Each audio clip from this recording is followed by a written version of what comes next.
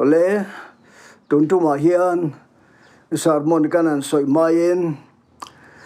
channel khan like te share te subscribe te min lo me sak le turin in tlom ngai na ka som chua ten in thian te in mel riat te na ka thu soi min the dar sak tur poin kan som bok chua tho ho da thatak kan nei ka duwa ka ngen chua ni ka thu puya ta na don tum ka sarmon voi kwa na ka thu puya ta na ka than chu Ringtu dun Midang te tan Malsawmna te ta ka hi soi ka hatum do na ne he Isaya bung som nga le pakhat chang ni na hi ka han chiar hotanga in pu Abraham malam le nang ma ni Ringtu sari lam en ro ani chu pakhat chau ani lain ka kova Malsawmna mitam taka ka siam ta kha te ya pathian ne thu kan share mal min som sak ro se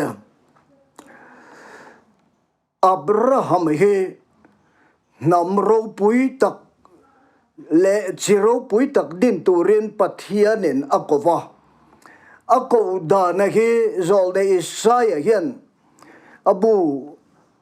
bung som nga le pakhat chang ni a hian felfai takina soya ur khua khana no machung ko buk tak mai le hung tak kha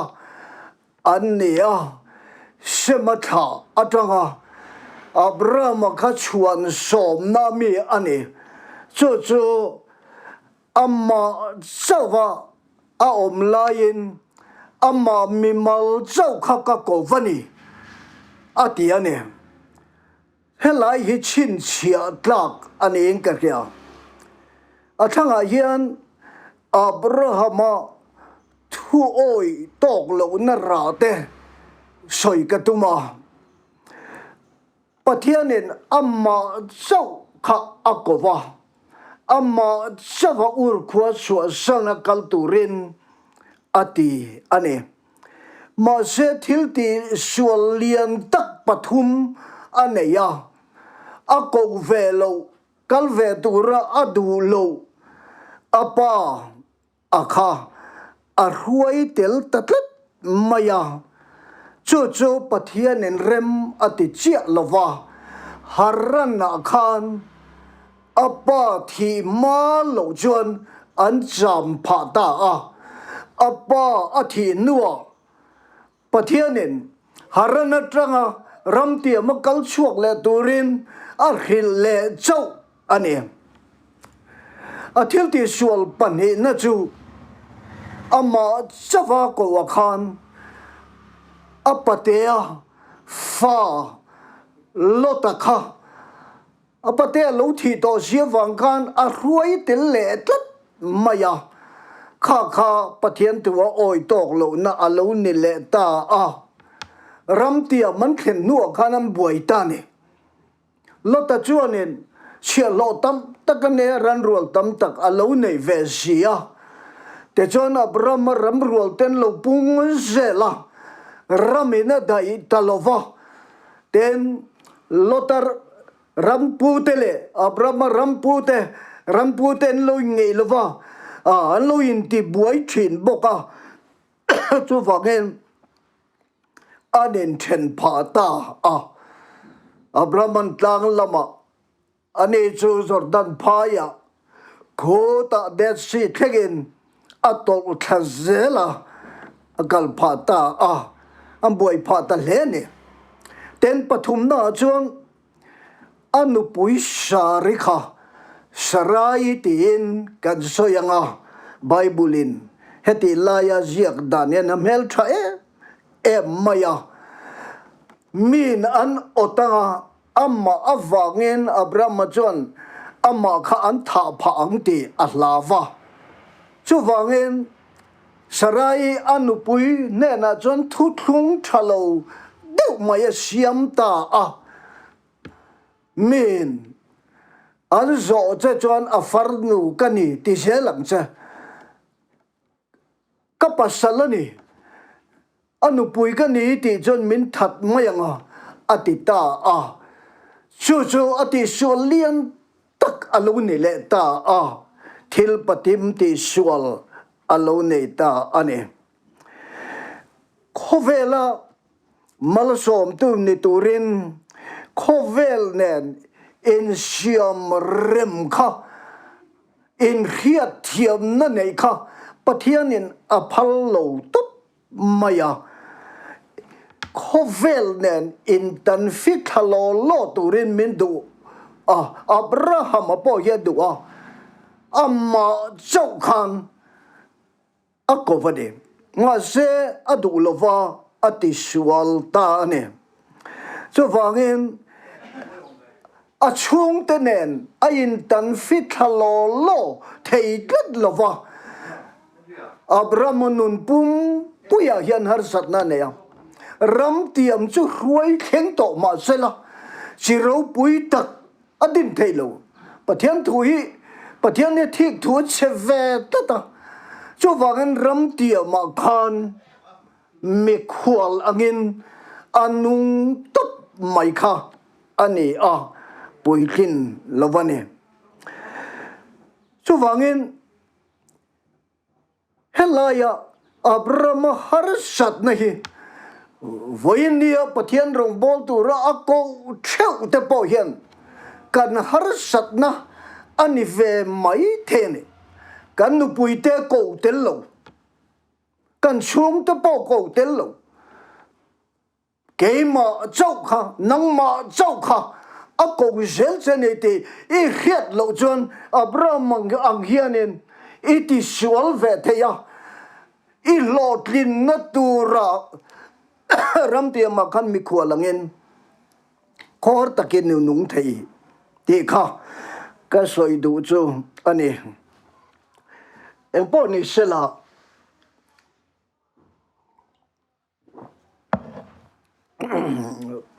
huai tu Moses le Joshua Abraham ne na namro pui tak ni tura din tura ako an lotlin lo na kha siam tha ati lotling tur chuan Moses le Joshua kha pathian thu ang taka nunga kala pathian thu chu an man ruwa hiam ber le turin acha non le ngatan Abraham pathian thu taka kha aman ro pui bera manglo tlata pa te apate fa te anu pui thu thung dik lo siam puya ati na khan ro pui taka lotlin na ram tia ma po chang zo lovin a om pha ta kha ania hei kan khiat tur le kan sir tur poi mo tak ani in ka khiam ten Joshua bung khat chang sari atanga chang riat chang kwa na khen khan an share tai la ka chia lo mosia dan zong zom tura thu apek sekha zom tlat turin chak tak le huai takin om phot mai ro ikal na pianga ilo nui ngil thei nan le anti takal kala suchan ikong te po alo tluan thei nan ding le vea pen san su atia pathian in asoidan ang taka pathian thu ang taka rong bol tu hi anuna arong bol na kha ken ko lo chuan Abraham mang hian a fel the ani de kha voina hian kan sir tur ania Moses le Joshua kanan rama arwai lu don po kan Abraham ti sualanga ti sual velo turin pathian ina soida nang zelin ti ro ti kha asoinon maya ikale pathian thu chu chua san mẹ su se i ka chuan pathian thu chu a vong ta tanga zom ro a ti lum mai ani chu ka soi du chu ni ten Malsawmna nei tu ni turin ne midang Malsawm turin Israel nam adin phut angaya chu Abraham a ko chan kha anita ne nam din ro Israel nam din ro chiro pui taka ka siam don chu ni nang Malsawm tu ni nga Midang te Malsawm tu ni nga nang Malsawm tu chu Malsawm ni ma an chelo tu chu an sia ka lo ve don ni te in fet takin a soitane ole rorel tu bung thum chang khat chang thum he ka ngai poi mo em mai ania ka han share le anga bung thum chang khat ta chang thum heng nam kanan ho te hi Israel te ral la be ngai lo te fia nan ka om tirani an ti ai ko ta tanga chuak zong ka khalera anti 5 vector chu wangen khalera piang chin sia khan khaler khan zo Joshua le kale bati lo chu kanan ramalu tur ka khalera piang vek anne chung te fia nan chuan en khaler jin kong hi ka mang don ani tia a chan chu nam dang nen in pol su nam dang nen thu tlung su nu pui pasala in nei pol su tia thu pe taka hi an zom don nge don lo ka fia ani heng ho hi ka fia don ani atita chu an chesual na po ani chang ni na hian chung Israel ho tha chuan ho tun ma eng ma la khelo te kha khalera ada chan taka chu in do turin ani atitane in do turin ani khanya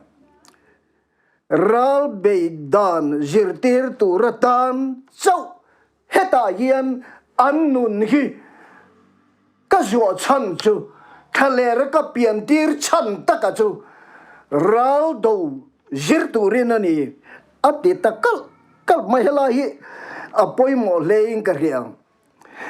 Israel nam din atuma nam ro pui tak khovel Malsawm thei tu tur nam din atum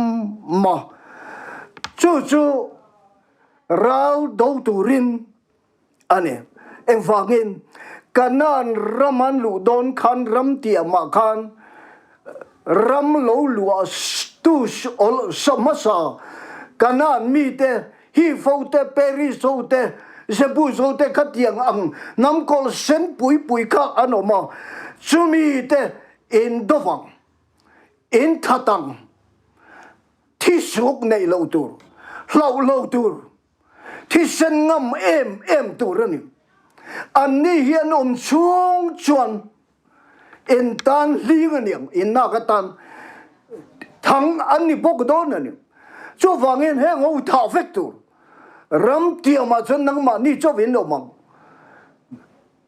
ring lo mi te ne ni in pol chon an pathian lam in hoyanga ka poin soyanga pathian dang nei lo tur de mo sia ne na ka thu pe ka in thei ngilanga kanin ti thiam lawang ati kha ani chu wangin thalera piang ho zong khatianga nga pathianen a ruai chan ka chu ral do turin ram tia ma lo lua ma sa tu te vathat veka no chua veka no pui pasale noi to lova in tan rang lova cheng ho lo turin thua pe khap pani chu pathian thu ane voina hian chu an thei ta lova anin nei polta phía om chu am pal tlang zo talova ral dova that tu ra ti chu no chuak vek tu ra ti chon thei talova an tan ling le thang lo ni ta an chiat pha ta veka chu wangem pathian lamte milem pathian ten bia an moralaka an thin lung chung lam ka atoi cheta te en aron soita midang tan malsom tu anni thei lovani ateni chu wangin voina yan midang tan malsom tu ni tur chon pathian thu ang zela kan rong bol na le kan nuna yan kan kal angaya pathian thu ang zela kan ti chawin kan ne anga ram ro puitak zero puitak kan din anga chuta tang chon midang malsom tu kan ni thei do na midang ham that na siam chak tu kan ni anga nun tam tak kan ni anga midang ne na nun tam tak kan pebokang ti ane Christian te po hi kan pian thar chan dik taka hi ral do tu rinan thel dangeng manilo van ram kai ke chu chu min do chavani van khole tu ke van nak cha tu mun kan kal tur chu ral kan phei so nuwa ani chu wangin kan nun hi helaya mi hing pani lo nung ko pa hi endo nania chu ta chon me tu kan ni zelanga midang tan zirtir tu poimo tak endo nalama zirtir thiam trainer kan ni angai ta so wangin kan kharau nu nagi midang te zirtir thei tur ko pa kharau lama indo na hi ruai tu ni su sala he indo na yan katlom ngeyang mara chu mi ruai tu lali sho kristania wangin katlom lo vani te kha la po indo na ka lo siam to ni chu wangin midang te tan malsom do ne tur chon Christian te hi hello ya kharau lama kanin do na hian na sat taka midang te thang thar local le zelta zirtira indo thiam indo dan zirtira ne tu ni zira laulo waisen bralkha mitai ma ni turin he Christian nu na hi akal adin nge yanga yani chumi huna cha chon midang tan malsawmna kan ni thei don ani pathianin athu malmin som sak ro se amen.